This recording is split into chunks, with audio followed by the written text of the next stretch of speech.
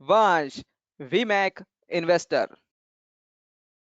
चलो, अब एक कुछ बात मैं आपको बताता हूँ कि मार्केट में इस वक्त 2009 में एफआईज का हिस्सा पूरे शेयर मार्केट के इन्वेस्टमेंट में समवेयर अराउंड 15% था, 15%।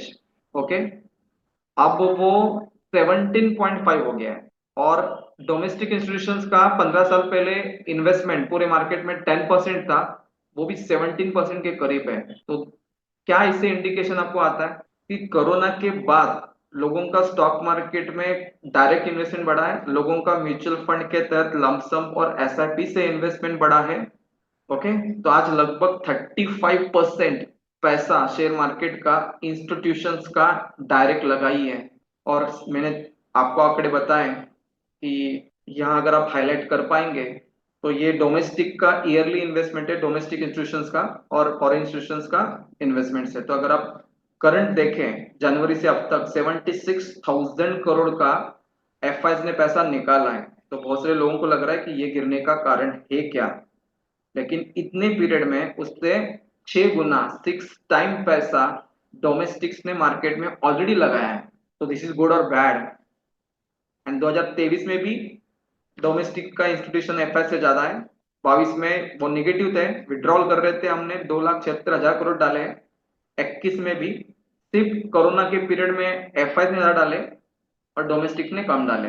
लेकिन 4 सालों का ट्रेंड क्या कहता है कि बाजार की जो लिक्विडिटी है, या नॉलेज फोर्स है, या मार्केट ड्राइविंग फोर्स है, वो इंडियन मार्केट के लिए फॉरेन इन्वेस्टर्स है या डोमेस्टिक इन्वेस्टर्स है, who are driving the market, who is investing the market, who is the giving direction to the market, my money, your money, और institutions money. And institution has a two flavour, domestic and foreign. और domestic लोगों का अगर 4.5 लाख करोड़ के करीब पैसा share market में इस साल 11 महीने के अंदर, 11 भी नहीं मेरे ख्याल से, वो 10 महीने, 10 महीने के अंदर इन्वेस्टेड है, तो वो पैसे डोमेस्टिक लोगों इंस्टीट्यूशंस के होते हैं कि हमारे होते हैं?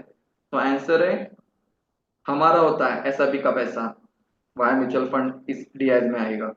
इंश्योरेंस का पैसा, ईपीएफ पीपीएफ का पार्टली पैसा भी शेयर मार्केट में इन्वेस्ट होता है। तो दैट्स वाई लोग इनडायरेक्ट वे से और डायरेक्ट वे से स्टॉक मार्केट में बहुत पैसे लगा रहे हैं, क्योंकि अब लोगों को एफडी और रियल एस्टेट के रिटर्न में भी अच्छे नहीं लग रहे, लोअर लग रहे हैं। तो उनको लॉन्ग टर्म इंडिया की ग्रोथ स्टोरी स्टॉक मार्केट में इन्वेस्ट करके ही लेनी है, जिसके वजह से उन्होंने अपने पैसे का मैंडेट खुद के डिमैट अकाउंट देख के इन्वेस्टमेंट करने के लिए लगाया, और साथ ही साथ म्यूचुअल फंड जैसे रूट्स को भी उन्होंने मार्केट में पैसे डालने के लिए तैयार रखा है। तो अभी करेक्शन में अपने बहुत अच्छे स्कीमों के लमसम भी इन्वेस्टमेंट करना चाहिए। बट इट्स वेरी गुड कि आप एसआईपी कंटिन्यू रखें, एसआईपी में अमाउंट ऐड करें, लमसम लगाए। मार्केट का करेक्शन हार्डली 15-30 दिन रहेगा। और मत भूलना कि 1 फरवरी को नया बजट आएगा, तो इकोनॉमी के हिसाब से जो कुछ भी रिवाइव करना है पॉलिसी में गवर्नमेंट कर लेंगी। आज महाराष्ट्र का एग्जिट पोल भी आ गया कल, लेकिन मार्केट ऊपर नहीं गया है। बट आई होप सो कि महाराष्ट्र में हो सकता है बीजेपी आएंगी, झारखंड में भी बीजेपी आएंगी, यूपी में 50% सीट उनको आएंगी, इसके बावजूद भी मार्केट में तेजी नहीं आएंगी, क्योंकि वो ऑलरेडी फैक्टर्ड इन है। इससे अपोजिट होगा तो मार्केट थोड़ा गिरेगा। ये एक पॉइंट डोमेस्टिक आपके इलेक्शन से पॉइंट आउट करना चाहिए।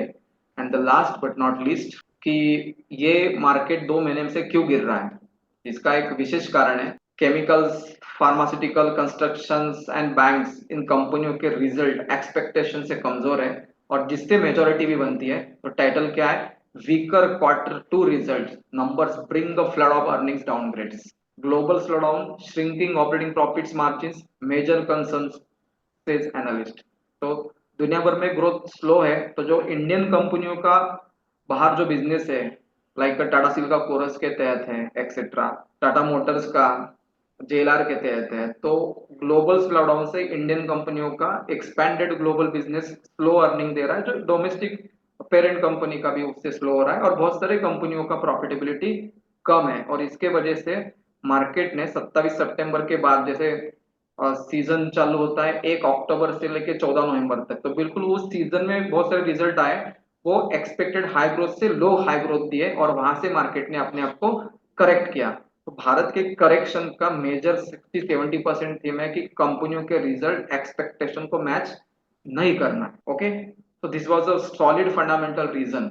बट हो सकता है कि अगले क्वार्टर से एक दो क्वार्टर में रिवाइव होगा, न्यू बजट और अच्छे रिजल्ट ला सकता है, वो तो होगा और होता भी रहता है।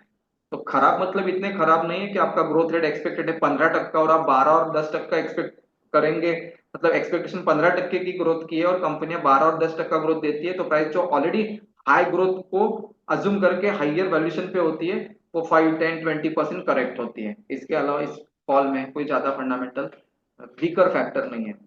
बट आई होप सो कि हमने मैक्सिमम चीजें कवर कर ली है। तो एब्सोल्यूट थैंक्स टू एवरीवन।